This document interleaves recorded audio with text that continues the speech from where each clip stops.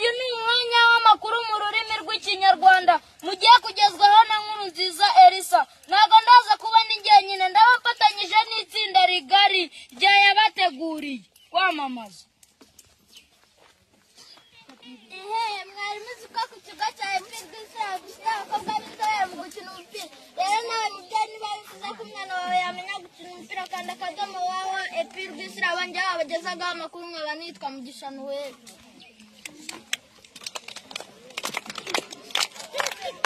Reka tunyarukire hirya turebe ibyabereyeyo. Abana mu kigo cya Epirwisi baravuga amakuru yuko hari abana bakandagira indabo, kandi indabo zari zimaze gufata none zitangiye kuma, zikaba ibyo ngibyo bitarashimishije umuyobozi w'ikigo n'ababyeyi bafatanya kurera abo bana. reka twongere tunyarukire hirya ho gato turebe ibihari. Abanyeshuri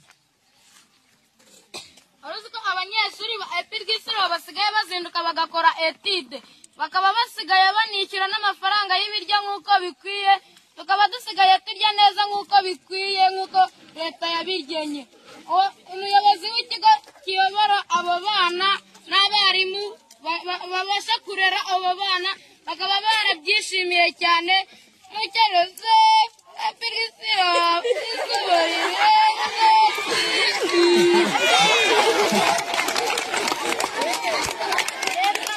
Twongere tunyarukireho hirya gatoya kwamamaza.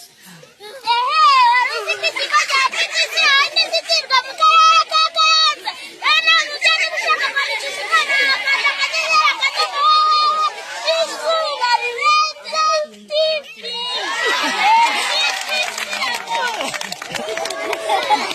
Reka twongere tunyarukireho hirya gato ingingo ya 4.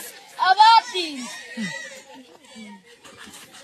ubwo byari mu masaha ya saa 5 nibwo hagaragaye umwana yari yaje yakererewe. Abarimu ntibamubonye kuko ntibamuhanye kuko batari bamubonye. Abanyeshuri bamubonye baratangara, baravuga ati aje kurya. Amasaha ageze yo kurya yahise agiye kwarura, aba afashe amasahane. Abanyeshuri bamubonye baratangara. Izuba rirenze TV Ntanimana Auguste.